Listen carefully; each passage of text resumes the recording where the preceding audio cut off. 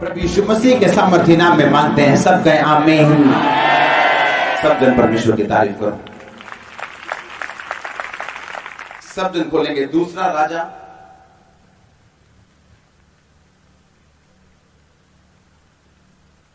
दो, उसकी एक आयत को मैं पढ़ूंगा। जब यहोवा एलिया को बवंडर के द्वारा स्वर्ग में उठा लेने को था, तब एलिया और अलीशा दोनों संग संग गिलगाल से चले। एलिया ने अलीशा से कहा, यहोवा मुझे बेतेल तक भेजता है, इसलिए तू यहीं ठहरा रहे।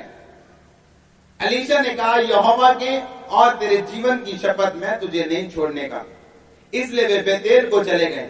और बेतेल वासी भविष्यद्वक्ताओं के चेले अलीशा के पास आकर कहने लगे, क्या तुझे मालूम है कि आज यहोवा तेरे स्वामी को तेरे ऊपर से उठा लेने पर है? उसने कहा, हाँ मुझे भी मालूम है, तुम चुप रहो। एलिया ने उससे कहा, हे अलीशा, यहोवा मुझे यरीहो तक भेजता है, इसलिए तू यहीं ठहरा रहे। उसने कहा, यहोवा के और तेरे जीवन की शपथ, मैं तुझे नहीं छोड़ने का। अतः वे यरीहो को आए और यरीहो निवासी भविष्यद्वक्ताओं के चेले अलीशा के पास आकर कहने लगे, क्या तुझे मालूम है कि आज यहोवा तेरे स्वामी को तेरे ऊपर से उठा लेने पे है? उसने उत्तर दिया, हाँ मुझे भी मालूम है, तुम चुप रहो। फिर एलिया ने उससे कहा, यहोवा मुझे यरदन तक भेजता है, इसलिए तू यहीं ठहरा रहे। उसने कहा, यहोवा के और तेरे जीवन की शपथ, मैं तुझे नहीं छोड़ने का। अतः वे दोनों आगे चले। भविष्यद्वक्ताओं के चेलों में से 50 जन आकर उसके सामने दूर खड़े हुए और वे दोनों यरदन के किनारे खड़े हुए। तब एलिया ने आकर अपनी चद्दर पकड़कर ऐंठ ली और जल पर मारा। तब वह इधर उधर दो भाग हो गया और वो दोनों स्थल स्थल पार उतर गए। और अगर आप इसको पूरा 17 आयत तक पढ़े, आपको समझ आएगा कि परमेश्वर जब एलिया को जब परमेश्वर ने उठा लिया, तो परमेश्वर का मसा जो था वो अलीशा पे ठहर गया। किसने इस बात को समझ रहे हैं? ये मेरा टॉपिक नहीं, लेकिन मैं आपको एक स्टोरी बता रहा हूं आज। सब जन खोलो उत्पत्ति, बाइबल की पहली पुस्तक, उसकी 18, उसकी 1 आयत में पढ़ूंगा। लिखा, अब्राहम ममरे के 5 वृक्षों के बीच कड़ी धूप के समय तंबू के द्वार पे बैठा हुआ था। तब यहोवा ने उसे दर्शन दिया। उसने आंख उठाकर दृष्टि की तो क्या देखा कि 3 पुरुष उसके सामने खड़े हैं। जब उसने उन्हें देखा तो वह उनसे भेंट करने के लिए तंबू के द्वार से दौड़ा और भूमि पर गिरकर दंडवत किया और कहने लगा, हे प्रभु, यदि मुझ पर तेरे अनुग्रह की दृष्टि है तो मैं विनती करता हूँ, अपने दास के पास से चले ना जाना। मैं थोड़ा सा जल लाता हूँ और अपने पांव धोकर इस वृक्ष के नीचे विश्राम करो। फिर मैं 1 टुकड़ा रोटी ले आऊं, तब आप अपने आप को उससे तृप्त करो। उसके पश्चात आगे बढ़ो। सब बोलो आमीन। मैं चाहता हूं आप पहले पूरी तरह से वचन को समझ लो, उसके बाद जब मैं आपको बताऊं आपको समझ आ सके। फिर से हम चलेंगे दूसरे राजे में, जहां हमने पढ़ा था, फिर से दोबारा से उसी पुस्तक पे। दोनों में हम एक चीज कॉमन देख रहे हैं। अगर आप फिर 9 आयत से पढ़े जहां से हमने छोड़ा था, लिखा, उनके पार पहुंचने पर एलिया ने अलीशा से कहा, इससे पहले कि मैं तेरे पास से उठा लिया जाऊं, जो कुछ तू चाहे मैं तेरे लिए करूं, वह मांग। अलीशा ने कहा, जो तुझ में आत्मा है उसका दुगना भाग मुझे मिल जाए। एलिया ने कहा, तूने कठिन बात मांगी है, तो भी यदि तू मुझे उठा लिए जाने के बाद देखने पाए तो तेरे लिए ऐसा ही होगा, नहीं तो ना होगा। सब बोलो आमीन। आपने बाइबल में ध्यान से पढ़ा, अब्राहम को परमेश्वर ने जब बुलाया था वो कितने साल का था? 75 साल का। कितने साल का? 75 ईयर्स का। और बाइबल बताती है जब परमेश्वर ने कहा कि अब्राहम अपना सब कुछ छोड़ के उस देश में चला जा जो मैं तुझे दिखा रहा हूं, लिखा अब्राहम अपना सब कुछ छोड़ के चला गया परमेश्वर के सामने, हाँ या ना? और परमेश्वर ने उसे कहा था, मैं तेरा निज वंश तुझे दूंगा, तेरा वंश मैं तुझे दूंगा। वो और परमेश्वर ने उसके साथ बहुत सारे वायदे किए या नहीं किए?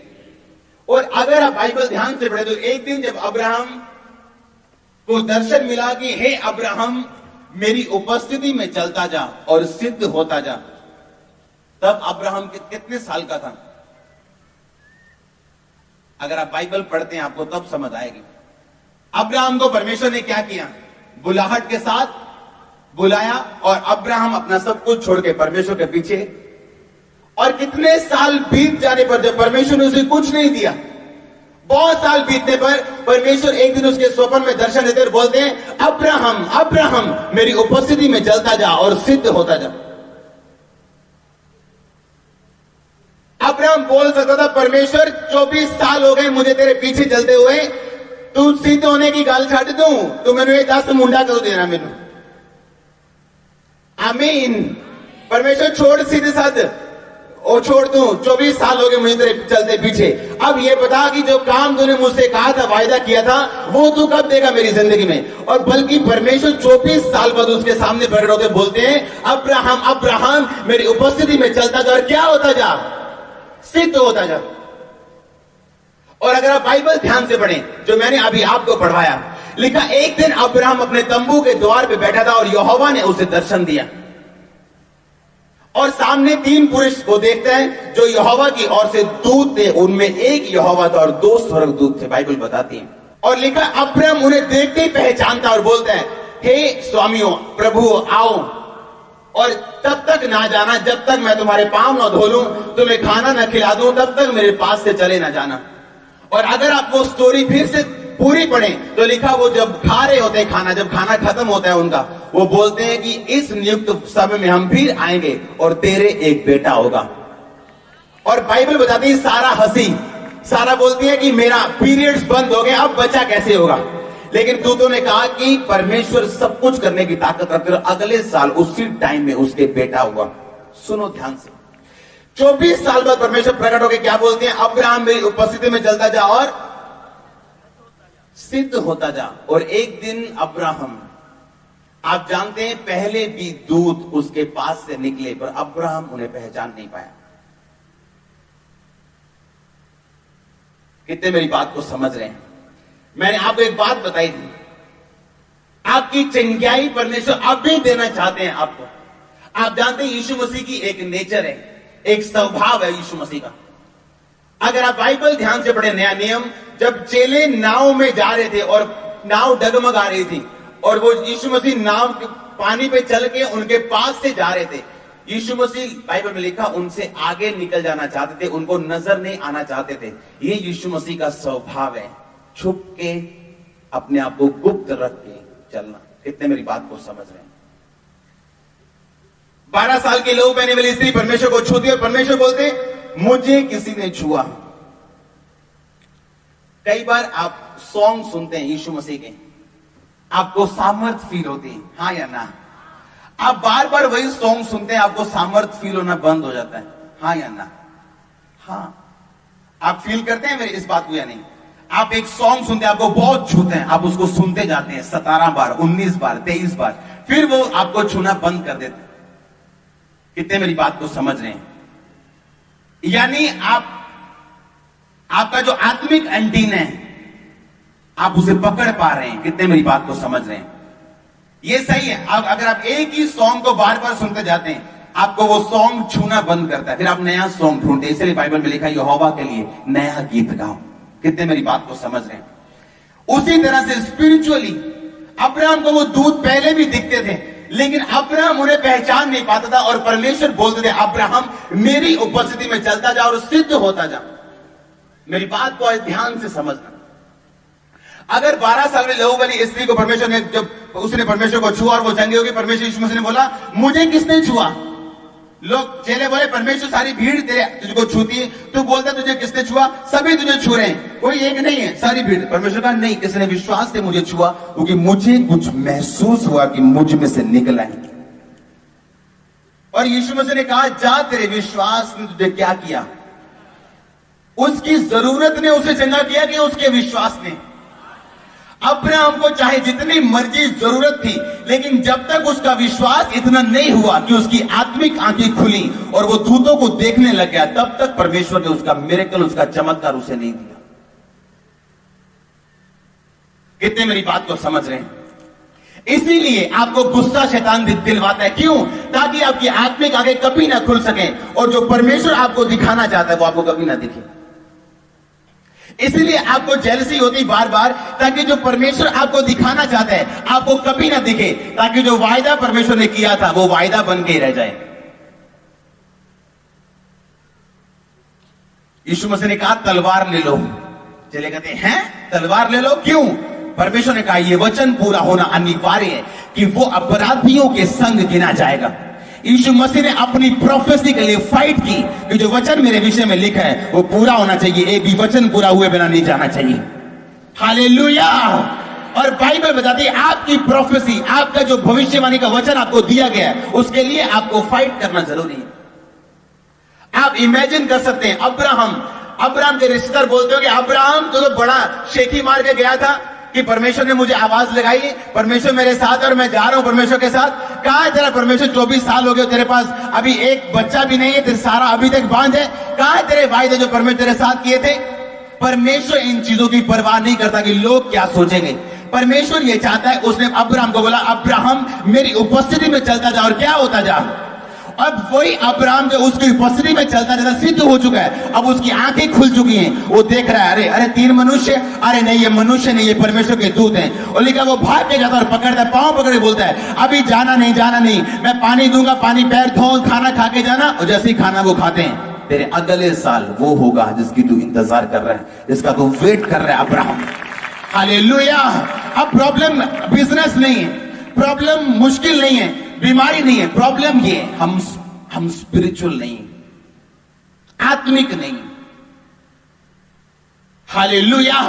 आप सोच सकते हैं अब्राहम, प्रेम करने वाला अब्राहम, आराधना करने वाला अब्राहम, बिना कहे 10वां हिस्सा देने वाला अब्राहम, उससे अधिक देने वाला अब्राहम, लेकिन परमेश्वर भी कुछ कर नहीं पाते जब तक उसकी आत्मिक आंखें नहीं खुलती। आपको हैरानी नहीं होती कि क्यों वीरवार लड़ाई होती है घर में, या शनिवार या संडे क्यों लड़ाई होती? हैरानी नहीं होती क्योंकि शैतान नहीं चाहता आपकी स्पिरिचुअल आईज खुले। वो चाहता है कि आप अब्राहम की तरह, वही 24 साल वाले अब्राहम की तरह रहें, जिसके साथ वायदा तो किया गया चंगाई का, बरकत का, लेकिन वो उसे मिले ना। हालेलुया। आप देखते तभी इसलिए यूथ लोग क्यों व्यभिचार में, क्योंकि उनकी आत्मिक आंखें बंद है, उन्हें पता नहीं। कोई चर्च वचन सुनने के लिए आ रहा है, कोई कुछ करने के लिए आ रहा है, लेकिन अगर उनकी स्पिरिचुअल आईज ओपन हो जाए, वो जान जाएंगे शैतान आपका टाइम वेस्ट कर रहा है आपको पाप में रखने के द्वारा, और किसी का नुकसान नहीं हो रहा। अब सेम अगर एलिया अलीशा के विषय में पढ़ें तो लिखा एलिया ने कहा मैं जा रहा हूं, तो यही रहे। कहता नहीं मैं जाऊंगा। फिर कहता दूसरी जगह बेतेल के आगे यरीहो पहुंच के मैं जा रहा हूं, यही रहे। कहता नहीं मैं जाऊंगा। फिर यरदन पहुंचता है, कहता मैं जा रहा हूं। आप सब मैंने पढ़ा, समझ आया कि नहीं आया? अगर आप बाइबल ध्यान से पढ़े तो जब वो तीसरे स्थान पे गए थे यरदन, पहले स्थान पे गए, चेले आए अलीशा से मिले। दूसरे स्थान पे गए, चेले आए फिर अलीशा से मिले। पर जब वो यरदन में गए, कोई चेला आगे नहीं आया। पता क्यों? यरदन का मतलब है इब्रानी भाषा में गिरा हुआ, डाउन जाता हुआ, नीचे आता हुआ। जो लोग आत्मा में नीचे आ रहे हैं कभी भी परमेश्वर के दास के करीब आना पसंद नहीं करेंगे। वो लोग जो गिर चुके हैं या गिर रहे हैं, वो कभी भी परमेश्वर के दास के पास आना पसंद नहीं करेंगे। इसलिए दोनों जगहों पे वो परमेश्वर के दास के पास आके बोलते हैं, ओए तेनू पता है आज तेरा स्वामी ऊपर जा रहा है, चुप करो मेरे को पता है। लेकिन जब वो तीसरे स्थान पे पहुंचते, कोई भी उसके पास नहीं आता। लिखा चेले दूर खड़े होते हैं, दूर खड़े होकर देख रहे हैं। आज आपके नजदीक आने का टाइम है परमेश्वर के यीशु मसीह के नाम में। आज वो शैतान जाएगा यीशु मसीह के नाम में। वो दूर खड़े होकर देख रहे हैं। आपको ऐसे चेले भी चर्च में मिलेंगे जो दूर खड़े होकर सुनते हैं, दूर खड़े होकर देखते हैं, क्योंकि पास आना हर एक बंदे का बस में नहीं, उसके कंट्रोल में नहीं। हालेलुया। क्योंकि पास आना मुश्किल है। क्यों? क्योंकि पास वो फायर है जो आपको वहां लेके जा सकती जहां शैतान नहीं चाहता। अब एलिया ने कहा तूने मुश्किल बात मांगी, क्योंकि मेरा दुगना मसा लेना आसान नहीं, इसलिए बोल रहा था हट जा हट जा हट जा। एलिशा ने भी इमोशनल नहीं हुआ। अच्छा हूं 4 साल मेरा इस्तेमाल कर रहे हैं, कहने हट जा, चल मैं चलना। फिर कहता अच्छा अगर तू मुझे चढ़ता हुआ देख लेगा।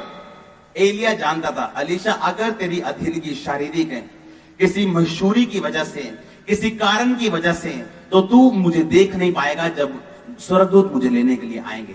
पर अगर वो स्पिरिचुअल आत्मिक स्वर्गदूत, आत्मिक रथ जब मुझे लेने के लिए आया, अगर तू आत्मिक हुआ तो मुझे देख लेगा। अगर तू देख लेगा तो पा लेगा जो तूने चाहा। हालेलुया। आज प्रॉब्लम कहां पे? प्रॉब्लम और कोई नहीं, आंखें बंद है सिर्फ, और कोई प्रॉब्लम नहीं। परमेश्वर आपके दुश्मन आपके बारे में क्या कहते हैं, कोई उसको कोई मतलब नहीं। वो आप उसे किसी कचहरी में घसीट नहीं सकते, आप उसे कोई क्वेश्चन नहीं कर सकते हो। कर सकते हो क्या? परमेश्वर को बोल सकते हो ऐसा क्यों किया?